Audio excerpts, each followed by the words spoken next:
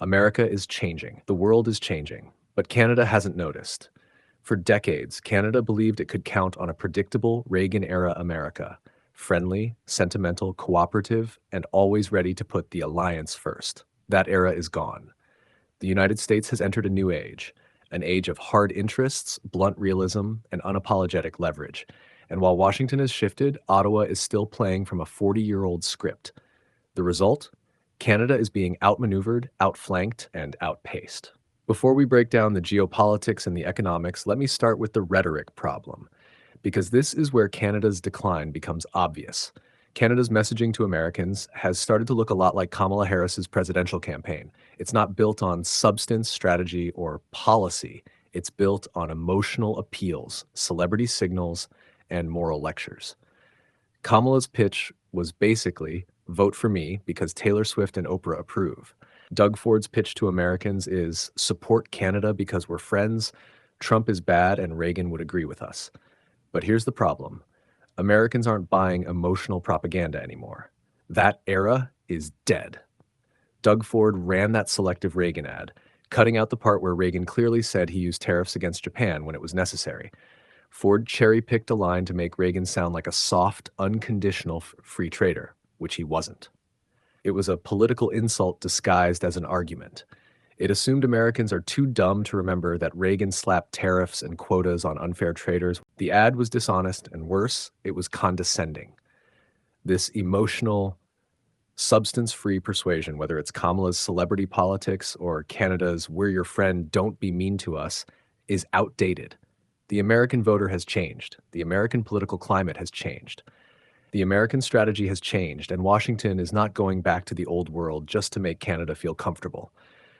Now here's the reality Canada refuses to accept. The United States is no longer a sentimental superpower. It's a self-interested one. It has become cold, efficient, and transactional because it can. America is the economic singularity. Everything orbits it, and Canada, Europe, and many others are on the event horizon. No matter how much Ottawa talks about diversifying with Europe or strengthening ties with China, it does not escape the gravitational pull of the US market. The numbers don't lie. America is Canada's largest trading partner by far. It's not replaceable. But while Canada clings to nostalgia, Washington is actively rewiring the global trading system without Canada at the center of anything. If the US strikes a deal with China before it strikes a deal with Canada, it sends a devastating message. America can negotiate with its biggest rival, but not with its northern neighbor. If the US reaches a new framework with India, deepens supply chains with Mexico, locks in minerals from Australia, Argentina, and Greenland, and keeps pulling Asian allies into its economic orbit, then Canada's leverage evaporates completely. And it goes further than minerals and manufacturing. While Canada moralizes on the world stage, the US is multiplying its energy and resource options. Washington is removing restrictions on offshore drilling. It's tightening the screws on cartel-driven drug pipelines flowing through Venezuela, while quietly preparing for the long game, a future where Venezuela, under a different posture and leadership, can be brought back into a Western-aligned energy framework. Not out of charity, but out of strategy. Because if the US can stabilize and influence Venezuelan output in the long term, it gains a massive oil pillar in the Western Hemisphere, one that weakens OPEC, sidelines China, constrains Russia, and permanently wipes out any illusion of Canadian energy leverage.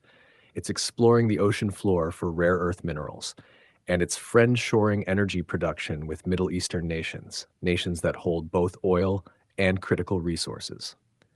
The irony? These are the same countries Canada loves to lecture for being regressive. While Ottawa scolds them, Washington signs deals with them. Canada moralizes. America mobilizes.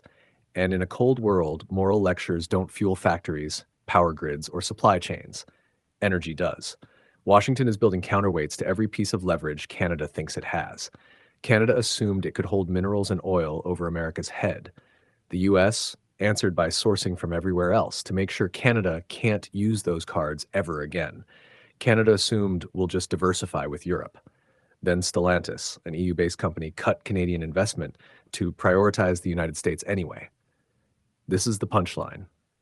Canada keeps talking about diversifying with Europe, But when European companies make real decisions, they choose America over Canada every single time because economic power, not sentiment, drives outcomes. Look at what's already happening. Stellantis pulls back in Canada, GM scales down its Canadian EV project, manufacturing jobs drift out, investment dries up, the supply chain relocates.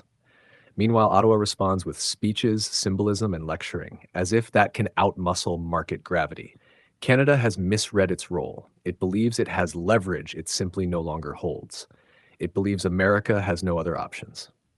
It believes the old, moral, grandstanding diplomacy can still world where everyone else is fighting for industrial survival. That is a catastrophic miscalculation. Because here is the iron law of this new era. America will do what serves America, and it has the power to do it. And let's address another hard truth. Canada isn't just misreading Trump. It's misreading the entire American political realignment. This isn't about one man. Trump's team is ideologically aligned. J.D. Vance, Marco Rubio, Scott Bessent, Jamieson Greer, Howard Lutnick, Mike Waltz, Tulsi Gabbard, Pete Hegseth, Pam Bondi, Brooke Rollins, Robert F. Kennedy. These people are not pretending.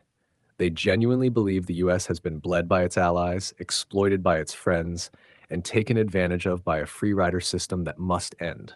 They are not waiting for the old order to return. They are replacing it. And here's what too many foreign governments still don't understand.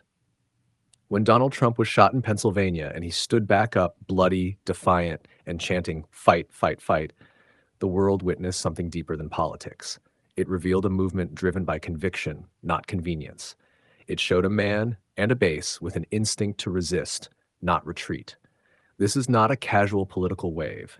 It is a force with identity, memory, and purpose. Millions of Americans felt silenced and smeared as racists, bigots, and extremists for decades. Trump didn't create that sentiment. He unified it. He gave it a voice, a banner, and a backbone. That movement is not going away. It is larger than Trump, and countries like Canada would be dangerously foolish to underestimate it. There is no path of least resistance for Canada. No, just wait until Trump is gone, because the mindset now runs deeper than Trump. This is a generational shift in U.S. foreign policy. Manufacturing proves it. Trade proves it. Diplomacy proves it. Energy strategy proves it. So let's be blunt. The U.S. is replacing Canadian manufacturing with Mexico and Asia. The U.S. is replacing Canadian minerals with Australia, Argentina, and Greenland. The U.S. is replacing Canadian energy leverage with offshore expansion, a future Venezuelan pivot, ocean floor exploration, and Middle Eastern deals. And the U.S. can close deals with China and India before even picking up the phone to Ottawa.